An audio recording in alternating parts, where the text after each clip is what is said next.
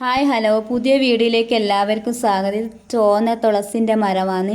ഈ തുളസി പനി വന്നാലും ഞാനിങ്ങനെ കുടിക്കൽ 2-3 ഇല എടുത്ത് വെള്ളത്തിലിടും. 3 ഗ്ലാസ് വെള്ളം എടുക്കാം. പിന്നെ അതിൽ ചെറിയുള്ളി, ഇഞ്ചി, കുരുമുളക് പൊടി, വെള്ളമില്ലാൻ കലിക്കുണ്ട്. അതെടുത്ത് തിളപ്പിച്ച് അരിച്ച് കുടിച്ചാൽ എൻ്റെ പനി മാറലുണ്ട്. പിന്നെ കഫക്കെട്ട് ജലദോഷം ഉണ്ടോ ആ സമയത്ത് ഞാൻ പുട്ടുംകുറ്റിൽ 2-3 ഇല എടുത്ത് തുളസിൻ്റെ ഇട്ട് പുട്ടുംകുറ്റിൽ തിളപ്പിച്ച് വെച്ചിട്ട് ഞാൻ ആവി പിടിച്ചാൽ എൻ്റെ മൂക്കടപ്പ് ജലദോഷം ഇതെല്ലാം മാറലുണ്ട്. പിന്നെ ചെറിയ കുട്ടികൾ പ്രസവിച്ച കുട്ടികൾക്ക് നമ്മൾ വീട്ടിൽ നിന്ന് ഇങ്ങനെ ആക്കൽ കന്മേശയാക്കുമ്പോൾ ഈ പാത്രം പുതിയ മൺചട്ടി എടുക്കും.